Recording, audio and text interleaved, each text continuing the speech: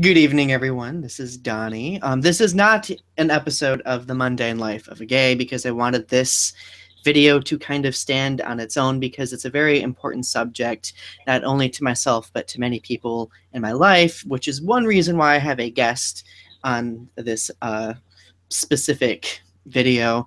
But I've wanted to create this conversation for a long time because I've heard conversations in the gay communities, particularly about removing the T that stands for transgendered from the acronym LGBT.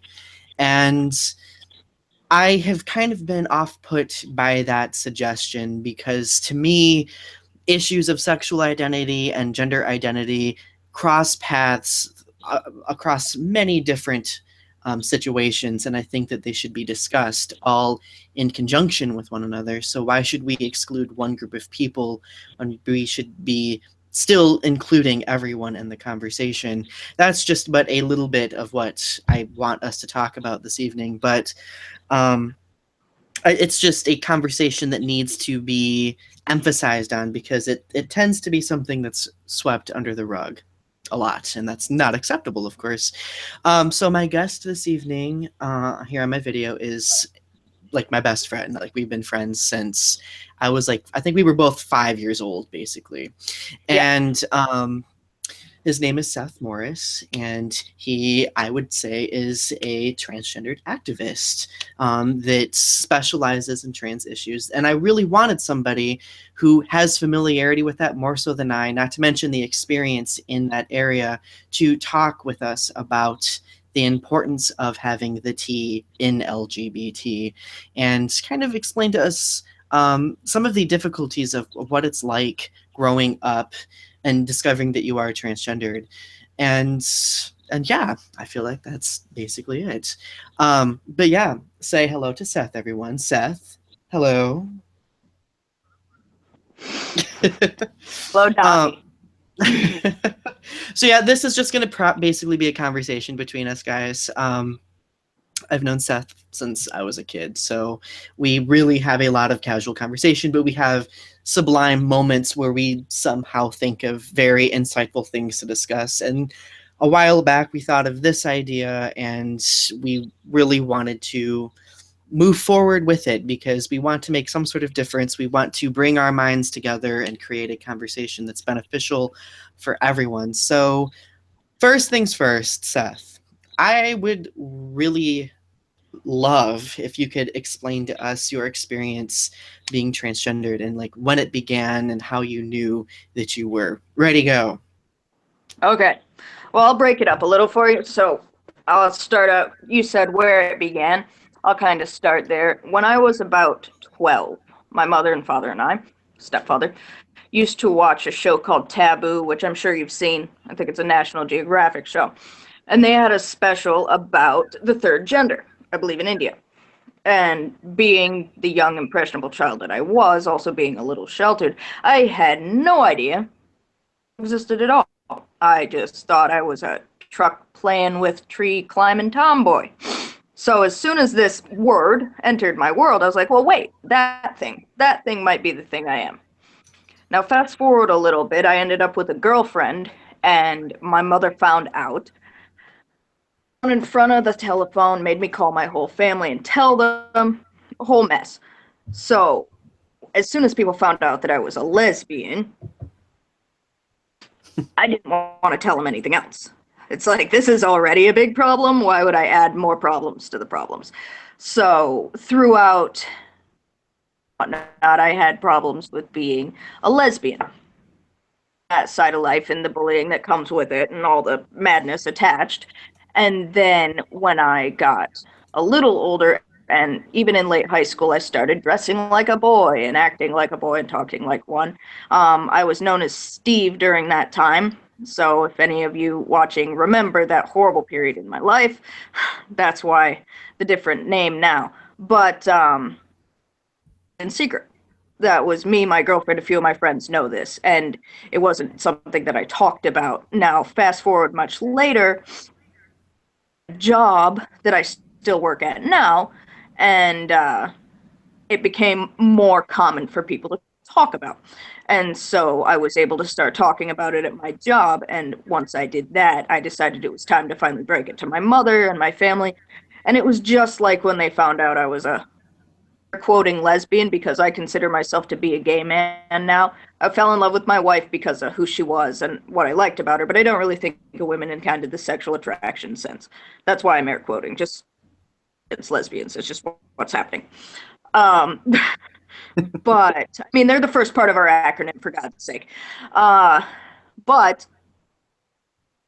a little bit. Oh, so my family had the same blow up they did when they found out that I was gay. They had when they found out I was transgendered. So it's just revisiting all the problems again, and it makes me think that maybe I should have told them originally the whole story, because the whole story wasn't just that I was in love with my wife, it was that I'm actually transgendered. But now being an adult, I think it could be better because I live on my own. I'm not under their house. There's no rules, there's no anything. So this is who I am, and I live on my own. But that's kind of a very brief summation of my journey so far.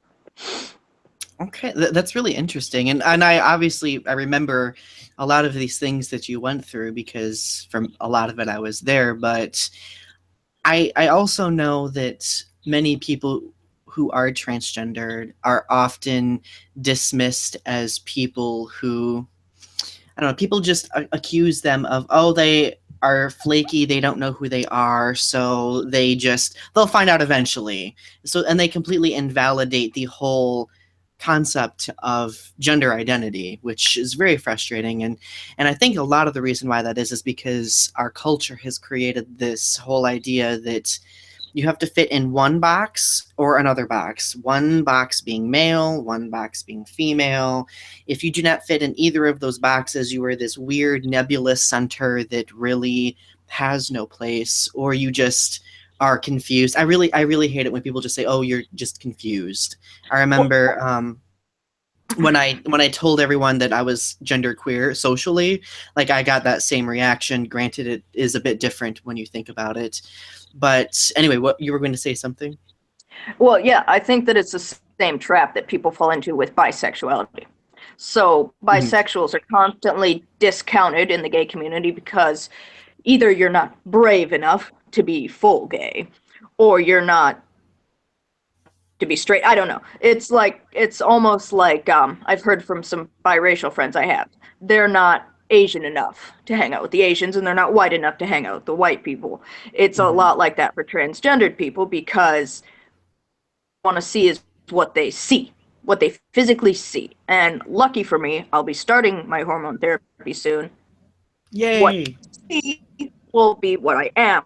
But the problem is, if somebody saw you as a female your whole life, because that's the car you're driving, you drive a female car, and that's what you're in right now, they don't understand that really I'm good at trucks. I'm not a, like, Mhm. truck driver. I'm a man. So it's the same with bisexuals. They think that you're wishy-washy, that you just want the benefits of, for me, for example, I'll be a white man. You just want the benefits of being a white man because it's difficult for you to be a woman, or you want this or that. It doesn't have anything to do with any of that. And we're not confused. We're obviously extremely unconfused, because that would be a very stupid, horrible, permanent mistake to make that don't know of anybody having made. I personally haven't heard of any transgender people transitioning and then regretting it.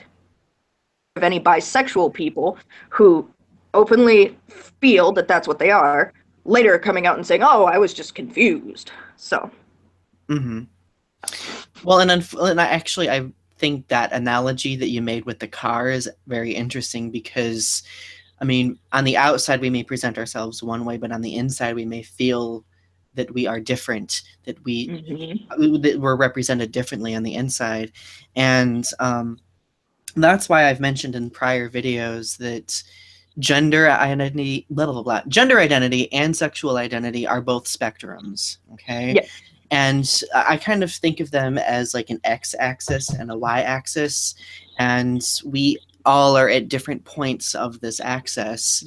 And I mean, regardless what point we're at, there's going to be some differing form of outward representation that may be off-putting to those who are right on the line of those accesses. Yeah, Accesses. I think accesses is the plural form of that word. But access powers. I don't know where we're going. No, I know what you meant. But well, it's an analogy too would be autism. A lot of people understand the condition of autism and that it's a spectrum. You have high functioning autism, people who are very social and they have autism, but they're able to overcome some of the social barriers. And then you have people that have autism that are brilliant, but they're not good with social skills. It's the same thing being gay or straight or transgender or cisgender. Queer, you're kind of in the middle. You're not yeah, really cisgender. You're not transgender. You're kind of in the middle. A bisexual person isn't completely gay, isn't completely straight. They're in the middle. It's exactly like autism. It's a spectrum, and all life is a spectrum. And a lot of times we have these problems because we, like you said, we try to shove people into a box and say, this is what you are. You were born a woman. Well, you are this. Well, no, I'm actually not that. But mm-hmm. they can't understand it, and it's so hard to explain it because unless you live it or know it yourself, it's a very difficult thing to explain. Yeah, exactly. I mean, what I encourage, like, because there are a lot of people out there unsure of what it means to be LGBTQ or anything like that. So what I encourage those people to do is listen, at least. Like, listen to people who have gone through those experiences, because you won't understand until you actually hear the stories and try to at least place yourself in those individual shoes.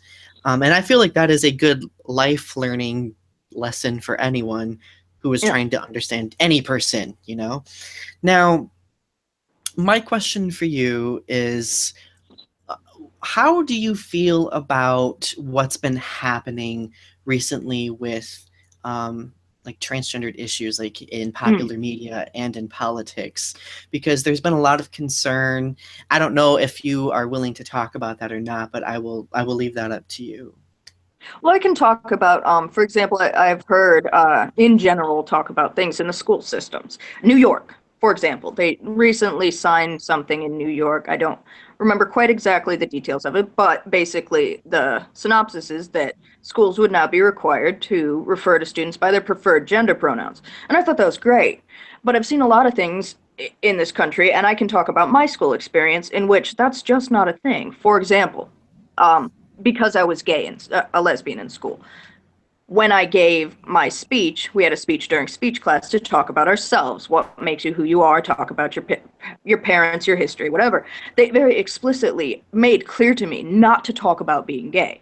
Now, this I understand this was back in the early 2000s and things were a lot different and we've come a very long way. But I see a lot of the same stifling and similarities that steps forward and it seems like we trip and fall all the way back down the staircase and we're suddenly back in the early 2000s. Because when I see young men competing on the girls wrestling team because the parents can't grasp that the only reason he's beating your daughter is because you refuse to see him as a little boy, which he is. That's the story from Texas recently that was in the news. Mm-hmm. And problem exists because the parents also have argued he has an unfair advantage because he takes testosterone. Well, no, he has no more an unfair advantage for taking testosterone than any little boy does who has testosterone. The rules that you have set in place are making it unfair for your daughters. You're hurting your children. He's not doing anything. You're doing. Mm-hmm. If you change your policies to be that young transgender boys are seen as what they are, boys, and they're allowed to wrestle on the team they're supposed to be on, I don't think he would place first, necessarily. He seems like a thin guy. He'd probably have a rough time because there's big guys. You know what I mean? He'd have more competition versus fighting females. Because I'm sorry, testosterone does give you sometimes a competitive edge. I know females have to work harder to meet the same standards. I can say this because I have to work harder to meet the standard. So I've just seen a lot of that lately, a lot of that in the news, this fear and people capitalizing on the fear of transgendered people. Thank God they're talking about us at all. Mm-hmm. A lot of different things that have been going on are just kind of fear tactics and trying to pass discriminatory policies based on that, feeding into the things that people are afraid of and not focusing on the real issue, blaming it on transgender people instead. Him for the issue. They blame transgender people for sexual assaults in restrooms. Assault people in restrooms. People have been sexually assaulting people, which is illegal, may I remind you, for a very long time. Comfortable in any restroom. I go into the men's restroom, and if I don't think I'm passing that day, I'm afraid that I'm going to get my ass kicked. I go into the women's restroom, and 3 times now, different women have come up to me and said, very snottily, "You're in the wrong restroom." Well, I actually have a vagina, and I have to be in this restroom, so change the policy. And it's a lot of that. It's a lot of targeting transgendered people for policies that they have nothing to do with. When in reality, people should be looking at the rules, the policies, that are causing these problems in the first place. Yeah, I completely agree with that. And see, what makes this conversation interesting is lately, over the past year or two, there's been a lot of discussion about how the media manipulates one's perception or groups of people's perceptions of other individuals. And I feel like this is another symptom of that. But it's on the opposite side, usually from the people who are the first to say, oh, the media is being manipulative. You know, they'll sit there and believe all of the different depictions and representations they see of transgendered people, or they'll believe what they hear down the road at their bar after church, after Sunday service about transgendered people. You know, they don't go out of their way to try to get to know a person personally, because in my experience, at least being gay, I don't know if this is the case for being a transgendered individual, you'll have to confirm this, but in my experience being gay, more often than not, people change their very harsh views of gay people when they encounter somebody who is a gay person. Absolutely. And I mean, have you ever experienced that yourself? Oh yeah, I have. I've had now at this new workplace that I'm at, I've had several people, 3 that I can think of right off the top of my head, that have said to me, "You're the first transgendered person I've ever met." Because while everybody knows that LGBT individuals, QIA in general, we're not a majority. We're a minority group. Let's take gay men like you and I. We're a minority. There aren't a bunch of us around. But even fewer are there transgendered people. So it's not shocking to me that they've never met one of us. And a lot of their perception does come from the media, but it also comes from just a societal perception of things. Take, for example, World War II. There was a lot of very anti-Japanese propaganda depicting them in horrible, racist, xenophobic ways, and that was just the norm. They're scary. They're the enemy. And I think a lot of times when people don't understand gay people, for a long time, gay people were the enemy. Sometimes we still are. Transgender people are scary. Transgendered people want to rape your children because they have an uncontrollable urge to defile innocent people for no good reason. You know what I mean? It's propaganda. Yeah. It's scary. People are prone to believe it just because that's the consensus of society at the time. And until society as a whole evolves, they easily led astray by mass thought their minds once they meet somebody like us. But like you said, they don't go out of their way. However, I really ramble, and I'm sorry I talk a lot. Oh, go ahead. I think this is awesome. I have met people who, after they talk to me, have said that it just blows their mind how, quote, normal I am. Transgendered people are literally exactly the same as everyone else. The wrong vehicle. If you look at the body as a car, I am driving the wrong car. I'm still the same driver. That hasn't changed. When I step out of this Camaro and hop into my pickup truck, and I'm still the same driver. And some surgery and some mess and acne, and, you know, right? Puberty times 2. So I love you. I love you. Have I mentioned lately that I love you? Yeah, I try to keep it real. But that's the thing, is just ask. If you're worried about transgender people, find one. I know we're rare. I know we're unicorns. But if you look out in the magical forest, I swear to God, eventually we'll come by nibbling some grass and you'll be able to ask us questions. Or heaven forbid, you go to a gay bar. Or, heaven even more forbid, you go to one of the many events that gay people host around the country. Or a rally, or a parade. We love parades and glitter and flags, and there's tons of us there, I promise you. And ask us. Right. You know, I was talking to a coworker. A lot of times people are afraid to ask. They're afraid it's rude. And a lot of transgendered people, gay people, are very jaded. We've lived hard lives. things have been tough, so we kind of react negatively to their Mhm. question because they don't always pose them the best way. For example, well, how are you going to have sex? An innocent question that they don't realize is actually wildly rude and kind of inappropriate and rather embarrassing. Just curious. But they're not going to ask that question if we freak out on them and unleash the angers of our entire lives. So we have Mhm. to be patient with their kind of like ignorance in the very literal definition of they don't know sense of the Right. word. Right. Well, I mean, not to use this incredibly stereotypical connection that I normally use, but we have to place ourselves in the role of a teacher. We are teaching people what it's Thank you. like to experience what we've experienced and where we've been and who we are now. I mean, we have to be, like you were saying, we have to be patient with people and we have to make sure that we articulate ourselves correctly. That way we don't come off to them as being, I mean, hateful people ourselves, because we don't want to convey the same hatred that they are conveying, you know? And Hmm. like I said, they just don't know. Now, sometimes I understand it can be insidious and it can be difficult to tell when someone is trying to insult you or come at you sideways. I know sometimes people are really sneaky about that and they ask like they're just trying to learn things about you, but really they're trying to be a jerk. But the thing is, most of the time when someone asks you a question, it's pretty simple to tell, are they throwing slurs at me or are they genuinely curious? Hmm. I was offended by my coworker asking me, but how am I going to have sex? You still need to take a second to be like, well, how do we have sex? What do we have? What am I going to have? What spectrum am I going to be on? A lot of Right. trans men don't keep their vagina, they get a penis. They get it wrapped. Some trans men don't have top surgery. You say, Hmm. literally, actually don't know. And if I shut them down and I say that's inappropriate, they are never going to ask a transgender person a question again. Which means they will never end up learning or never being even open to learning, right? So Yes, and then they just have to think this it up on brings their own. me, since we're kind of running low on time, this brings me to another question that I think is extremely important. If you could, I mean, I mean, there are many transgendered people out there right now who have gone through so many difficult experiences, who may feel like they're alone, who may not know what to do. What would you tell them? Mm. I was worried you were going to ask something like this because it's difficult to say, but it sounds kind of stupid.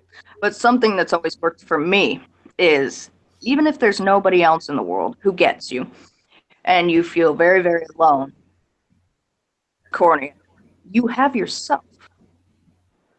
I Hmm. have a little boy inside of me, a little 12-year-old feisty boy who was very on my case about getting my hormones, was very on my case about standing up for myself. And after a while, when you learn to love your company and who you are and what you think, told you it's corny. No, that's It, not it a corny at changes all. it changes your view of the world. Hmm. Sounds but talk to yourself. Get to know who you are and what you think. And then look at the world through that lens. And if you have close friends, which sometimes you don't, that's an even better step. If all you have is your work on your relationship with yourself. If all you have is one friend, if all I had was you, Donnie, I would work on my relationship with you. You just need one, and sometimes you're that one for yourself. Exactly. You know, I think that's a very powerful way of putting it, because in many ways I can relate to that as well. Like, Mhm.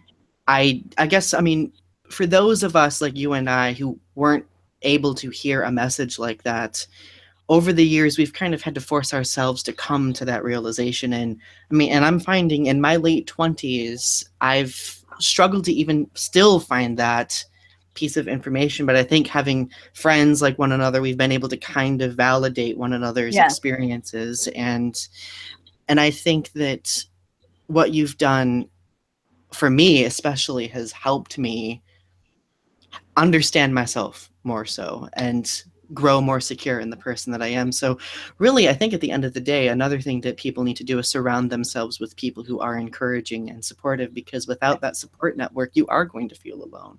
And Mhm. in order to find people like that, sometimes you have to put yourself out there. It can be a very scary thing to do, but at the end Exactly. of the day, it's going to benefit you even more. Hmm. When I had nothing, my family turned against me when they found out. You know this. When my family found out I was a lesbian, my entire family, I shit you not, every single one turned me out. But I had friends. And I moved to a brand new school and I made friends.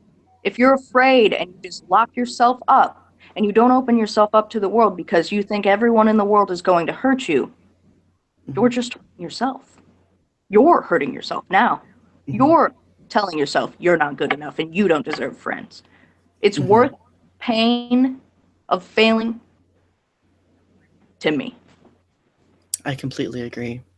And finding those friendships will help you grow personally more than you can possibly imagine. Not only grow like in the sense of developing some sort of social connection, but also helping you grow in yourself in some way, right? Yes. But yeah, we are running low on time right now, so we should probably wrap everything up. But I really think that this conversation was awesome, and we're probably going to have this conversation more so in the future, because we really need to consolidate all of the different identities within LGBT and help support one another, you know? So, Seth, I love you. And I really am happy that you were here with me to do this. And I really I think couldn't do it if it that wasn't you. I could not do it if it wasn't you. oh, well, you've helped socially empower me in this way as an activist too. So, anyway, please subscribe to my channel. I will be giving you guys updates on Seth's channel that's going to be happening sometime in the future. So, we'll figure that out. But anyway, you guys have a great night and thank you for tuning in. And remember, don't be afraid to listen to people's stories, because at the end of the day, they'll just help you understand those experiences more so. Have a good night.